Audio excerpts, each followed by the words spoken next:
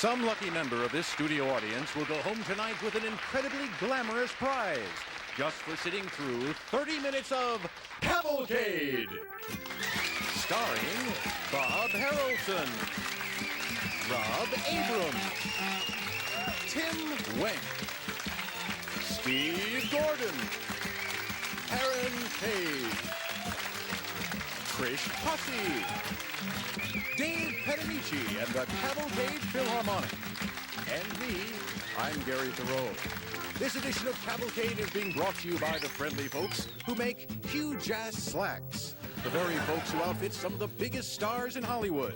Here are a few selections from their Roseanne Barr collection. And now, here he is, the one, the only guy on camera right now, Bob Haroldson. Hi, I'm Bob Haroldson. Welcome to Cavalcade, everybody.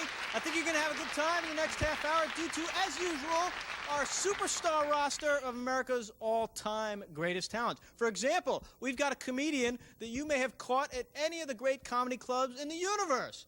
And his name is Rob Abrams, ladies and gentlemen. Rob Abrams is with us.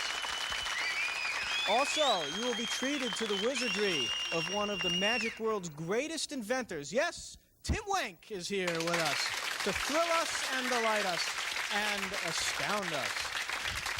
I will take you back to the 60s, the fabulous 60s, to find out what happened to a spokesman of the generation and what happened to the lady who tuned his strings. Yes.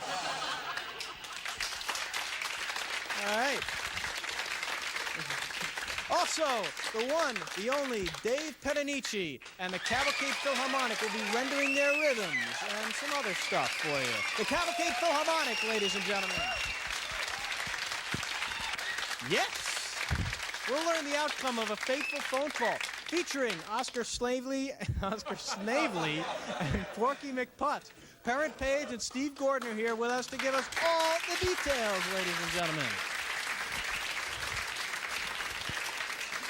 And there's more. Yes, every member of our studio audience is holding in their hands half of a raffle ticket, the other half of which is in this bowl. Yes, one lucky member of our studio audience will win a most glamorous and valuable prize. And here to tell us what that prize is our very own Gary Theroux. Come on up, Gary. Oh, thank you, Bob. Much and what a wonderful, wonderful prize package this is, too. Actually, we'll reveal the true contents of this a little later on in the show, but we should let you know that this is something that every patriotic American will want to have in their home. I can't imagine that there's anything more than that, though. That's got to be the greatest prize a person could possibly win. Oh, fiddly stick. There's more? There's more. My God! Because the winner also will receive this extremely gooey pie, courtesy of the Extremely Gooey Pie Corporation, and will win the right to strike any individual cast member in the puss with this at the end of tonight's show. Well, I certainly hope it's not me, but some lucky member is going to have a good time at the end of the show. So, without any further ado, let's go to our first break and come back with Cavalcade right after this important announcement.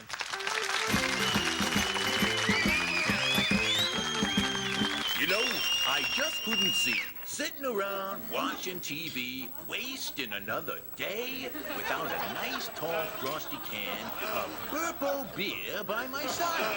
You know, the whole Tater family drinks Burpo Beer. You better believe it, Splatt. I drink it, you drink it, even our little teenage daughter, Sweepy, she drinks it. You mean? Yeah, absolutely. It's even the favorite drink of Sweet Pea Tater. Yes, yes. It's like we always say. Just open up your mug and swill down a slug. Yay, Burpo Beer. And I love you too, Spud. You know, I only have eyes for you. Julianne, you have such appeal. And you know, the only thing I really hate is when somebody tries to steal our Burpo. Yeah, like last week when some guy got away with 24 cans. The cops caught him, but they only recovered 23. We wanted to prosecute, but they told us 23 cans isn't enough to make a case. But that was then, and this is now. And we're loaded, right, honey bun face? You said it, my little ookie cookie. You bet your jumpers. You know, Julianne, I think I can truly say that Burpo Beer has made me what I am today. And remember, ladies, this household hint. Burpo is wonderful for taking care of those embarrassing drool stains on the rug. Just pour a 10-ounce can of Burpo and look! Now nobody sees those drool stains anymore. That's regular Burpo in the 10-ounce can, or new Burpo Light in the 9-ounce can. It's guaranteed to have 10% less bad stuff.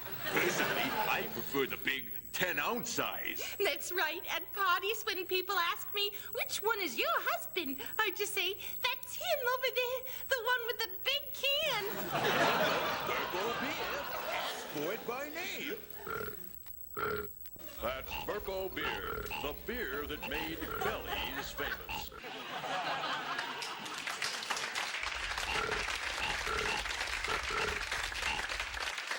Oh, and here's a hot, fresh comic, sort of like a Kaiser roll, fresh from the bakery. And you may have seen him, not the roll, but the comic, at any of the clubs. Those of you in the east coast of our United States viewing area may have seen him at any of the clubs along there. Let's bring him up, Rob Abrams. Let's have a big hand. Thank you. Thank you. Thank you very much. There's some nice-looking women here tonight in the audience. Always nice to see you guys. Women don't have it easy. Like the other day in Manhattan, I saw these construction workers like howling at this girl and hassling her. Hey, baby, come on, give me one right here. Come on, baby, come on. Girl runs away terrified. Construction worker looks over at me, goes, can you believe it? They're all snobs in this city.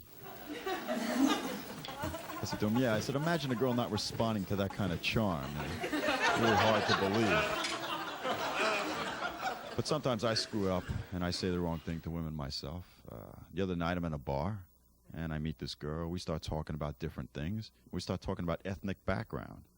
So she tells me she's half Austrian and half Polish. I said, so what does that mean, that you ski uphill? What else could I tell you? I was the big hope in my family. I only have one other sibling, my older brother Buzz. Buzz is a CPA, you know, car parking attendant. And he's doing a little better now. He's in college. College at Nassau Community College on Long Island. I don't know if you've heard of it. It's like the Harvard of Hempstead Turnpike. If you could spell SAT, you're in that school. You know.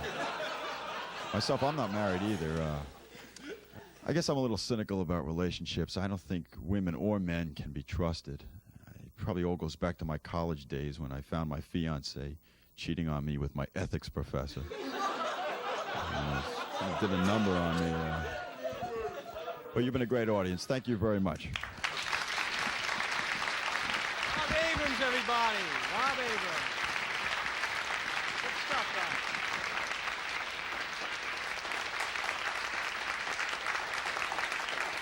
guys. And now, let's welcome the mystifying magic of a sorcerer's sorcerer. Yes, this is the man that all the other magicians go to when they need an illusion to astound, amuse, and amaze an audience. He's a regular soothsayer's supply shop. Yes, let's have a warm howdy-do right to the wonderful Mr. Timothy Wenk, ladies and gentlemen.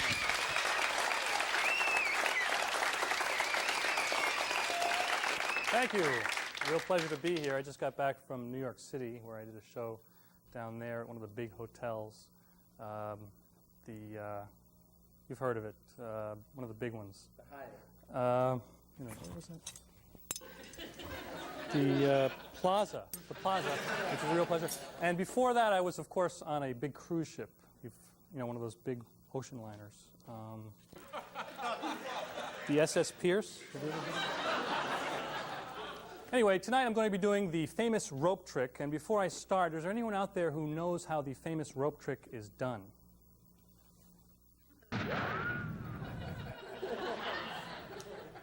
Anyone else who maybe knows? Good. First of all, I need a volunteer from the audience. Is there anyone out there who'd like to volunteer this evening? Right over here. Perfect. Come on up here. Let's have a big round of applause for our volunteer. What's your name? Jill. Jill, have you ever met before? No. You look familiar, that's fine. I'm having a kind of a case of deja vu here. I think I've seen you before, but I guess not. No? I don't think so. Okay, all right.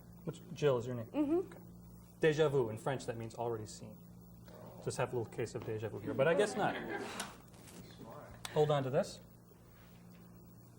First of all, before we do the famous rope trick, I want you to hold on to this end of the rope and tug on it to make sure it's a good piece of rope. Looks pretty good? Pretty good. All right. Jill, I want you to cut the rope exactly in the middle, but before you do that, do you have any idea why we call this the famous rope trick? No idea at all. It's because we use a piece of rope. What I want you to do is to cut the rope exactly in the center, right about there. Wait till I get my fingers out of the way. Okay, You're cut the no rope. fun. Perfect. This is called the famous rope trick. We've heard that. Jill, I want you to hold on to that end, and I want you to tug on it to make sure it's a good piece of rope and that it's an absolute regular piece of rope.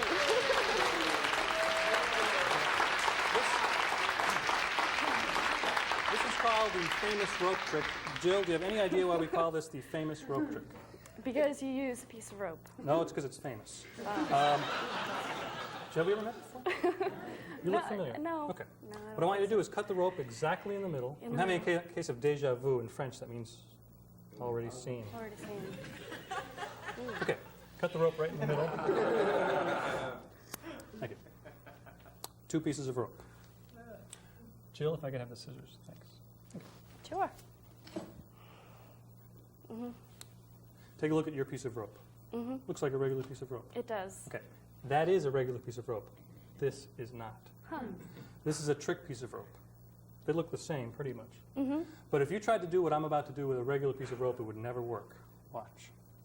See this end right here? Watch.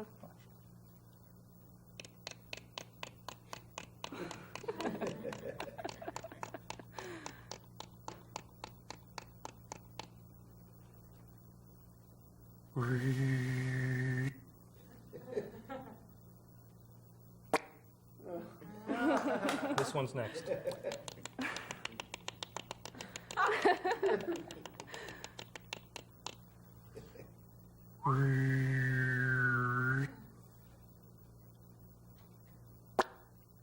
See, that would never work with a regular piece of rope. In fact, the switch rope, I now have the regular piece of rope and you have the trick piece of rope. If Right. you did indeed try to do what I just did, it would not work. In fact, it would do something like this. Huh. And you'd end up with 2 ends and no end. But it's okay because I know how to fix it. Just in case that happens, I still discover how to fix it. Tell you what I want you to do now is take your rope and tie it into a knot. Okay, so you've got a Just loop a of regular rope. knot? Yeah, a double knot. Ooh. She gets a square. All right. She gets a square knot. I can never get a square knot. I always get a slip knot. Okay. What I want you to do is, you're going to perform some magic here, Jill. What I want you to do is take this knot and tap it onto that knot. Okay. Perfect. And they seem to link together.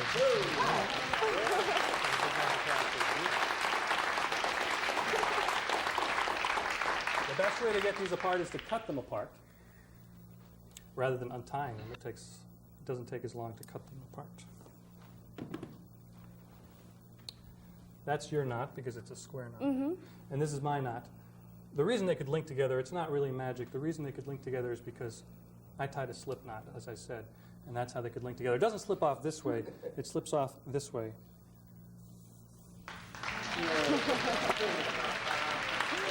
Jill, I want you to keep this knot and keep this rope. This is very important. Never tell anybody how you did that. And I will never do All that. right, let's have a big round of applause for Jill.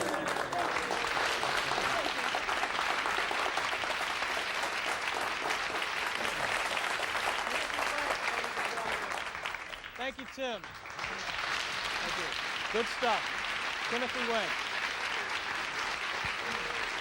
Well, the time has come to turn back the clock now, back to those swinging 60s, the days of campus protests, revolution in the street, and all kinds of wild vibes. Back when a college professor could look out his window and say, wow, those are my students, and they're revolting. One more time, let's tune in those way out vibes, those groovy gyrations. Too cool, too cool, too cool. let's get down, right on, with the far-out fingering of everybody's favorite coffee house couple, the king of protest music himself and his flower child mystical mother maiden from Manhasset. Let us now welcome Woody Please Leave and Betty Won't. Thank you. Thank you. Thank you. Hello, I'm Woody Please Leave. Betty Won't. Here's a little number that you've probably never heard anywhere because we just wrote it while we were playing the last one. This is about a fictional character, and this is called Roll with the Punches. Shall we? Surely. Well, he hated poison ivy. It really made him sick, 'cause every time it touched him, he got it on his dermis. But he really loved the ladies. He loved them all to bits. He really loved to kiss them right between the toes. He said, you got to go with the flow, now don't you know? You got to roll with the punches or they'll knock you to and fro. Well, he loved to carve the turkey, just like his brother Bart, till one night accidentally he cut a little finger. And he really loved his coffee, he really loved his tea, and if he drank too much of it, he had to take a pill. He said, you got to go with the flow, now don't you know? You got to roll with the punches or they'll knock you to and fro. Let's bring it on home now. Okay. Well, he really loved his lady. He loved her a lot. He really loved to kiss her right there in the twilight. And he loved to ride that skateboard up and down the halls till he tried to jump the banister and it tore off his belt. He said, you got to go with the flow, now don't you know? You got to roll with the punches or they'll knock you to and fro.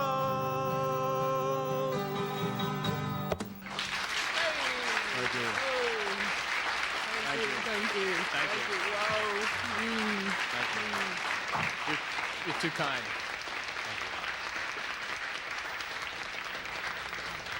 Ladies and gentlemen, it is now time to drop in on the humble apartment of Oscar Snavely and his good friend, Porky McPutz. It's good news tonight, as Oscar has received a fateful phone call, one that may turn the tide for our tumble-down twosome. Let's tune in. Yes, Uncle Splatt. Yes, of course, Uncle Splatt. Oh, you and me both, Uncle Splatt. Oh, you can count on me, Uncle Splatt. What's that, Uncle Splatt? Yes, Uncle Splatt. Okay. Okay, Uncle Splatt. Uncle Splatt. Uncle Splatt. Uncle Splatt. Yes, Uncle Splatt. Yes, I know. Okay. Goodbye, Uncle Splatt. I'll see you tomorrow, Uncle Splatt. Goodbye, Uncle Splatt. Hey, who was that on the phone? That was my Uncle Splatt. And he's got some good news for you. His son, my cousin, has got a tailoring and dry cleaning business. Oh, really? And he said that you can go to work for my cousin. Oh, wow, a steady job at last. Now, here's his address. Go ask for my cousin. All right, I'll ask him. What's his name? You go. Ask for him. I'm gonna go, but who do I ask for? You go. I'm gonna go, Oscar, but who do I ask for? I just told you, go see my cousin. Your cousin what? Not what. You go. Oh, let's both go, okay? Come on. All right, I'll go myself. But what's your cousin's name? I told you, you So go. what's the big secret here? Why don't you give me some information? Why don't you go by yourself? Why should I go? You go. That's who you asked for. Oh! You go. Oh, come on, will you? What's the matter with you? Listen, who's on first? What's on second? Let- I don't know who's on third. let's He's not- on shortstop. Let's not get into that, Listen, you get okay? me all mixed up here, right? What's your cousin's last name? Guess it. Guess it. Yes. Why should I? Why should you what? Guess his name. I didn't tell you to guess his name. What's your cousin's last name? I'm asking you here. What is not his last name? I said, guess it. That's what I thought you said. Well? Well, is it, No.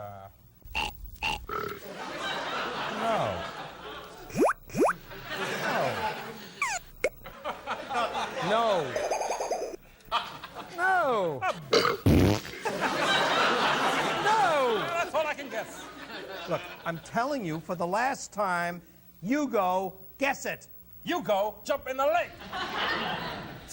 Look, here's his business card. Give him a call. All right. I won't ask you his name. I'll ask him his name. Sure, a funny phone number. What do you mean? Established 1985. That's not his phone number. That's the year he started in business. Oh. He founded it in 1985. Oh, he founded it. Well, who lusted it? Nobody lost it. Oh, I thought you said he found the business. I said he founded it. Can I help it if you don't speak good English? Look. That's my responsibility. He founded it. He simply went out one day and founded it. All right, he founded it, but where did he look? He didn't have to look any place. It was there. If it was there, why was it lost? It wasn't lost. He founded it. How can it be found if it wasn't lost? Because he just went out and founded it. Founded it what? The business. Oh, he founded it the business? Yes. What business? The dry cleaning and tailor business. He makes business suits for men. Oh, he makes business suits for men. Yes. And he wants me to help. Yes. Sure, I'll help, yeah. Is it hard to make a business suit?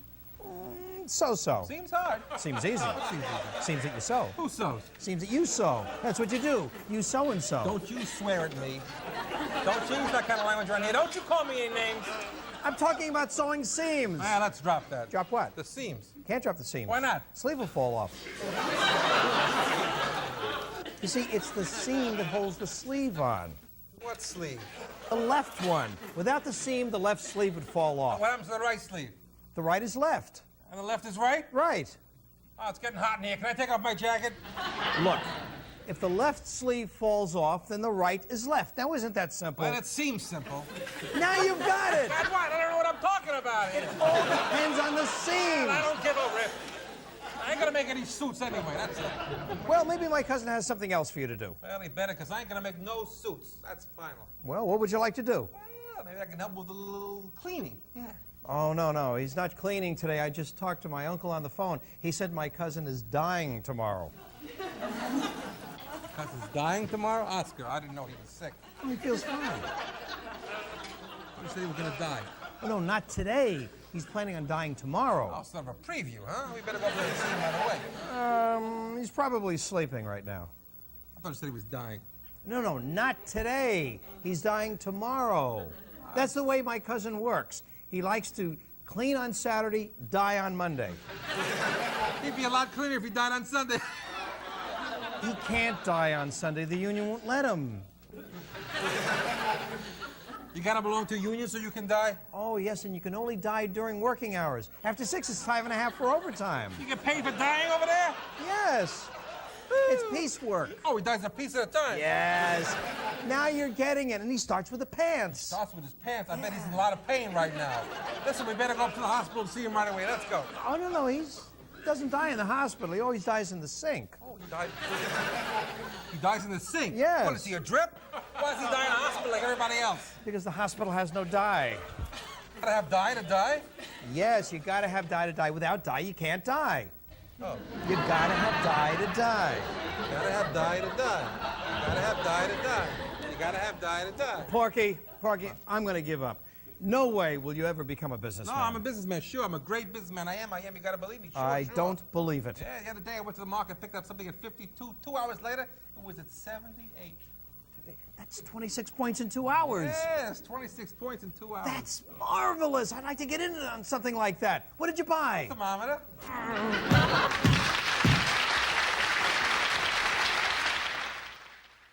In my garden here, I apply know-how, and that makes me quite a food producer. Fields for Millions introduces new ways of gardening, animal raising, and fish farming to hungry people around the world, helping them to break free of the need for assistance. Find out how we bring self-help to a hungry world. Write Meals for Millions.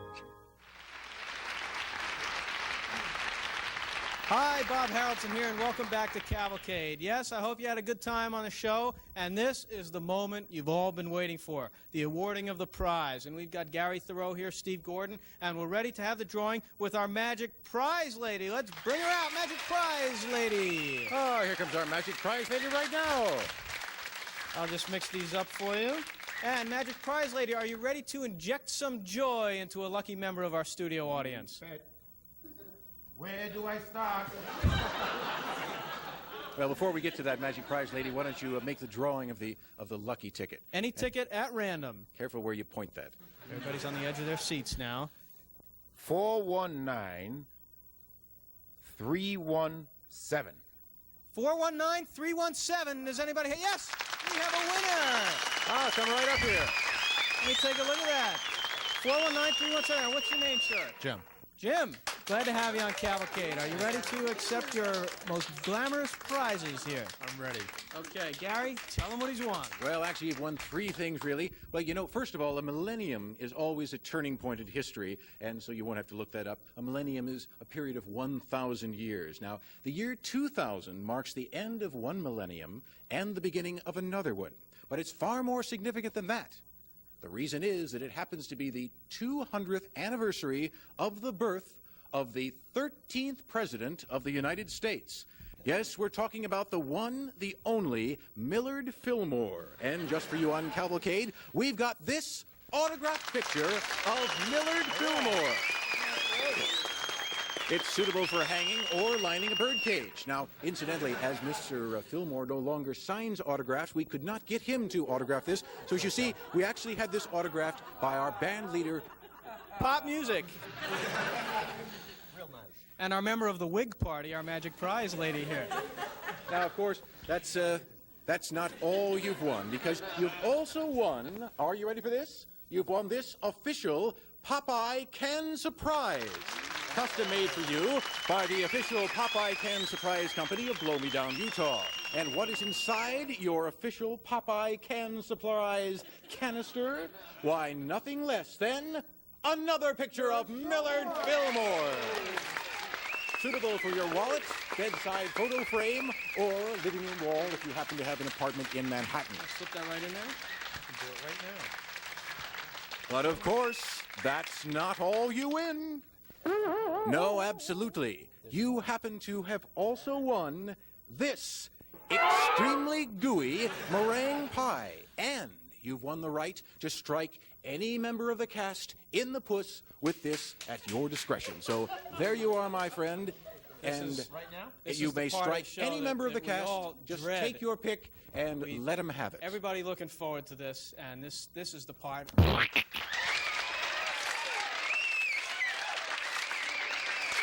So Bob Haroldson finally gets himself anointed.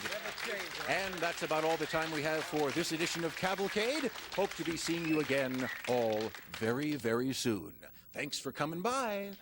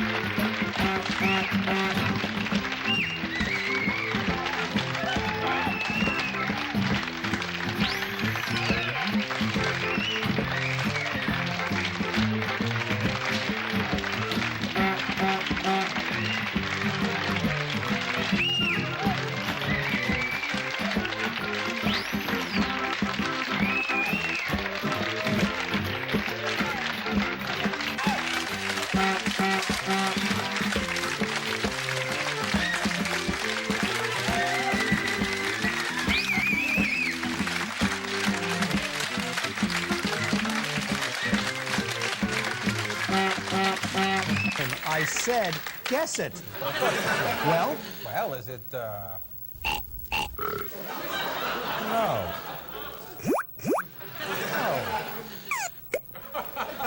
No. No.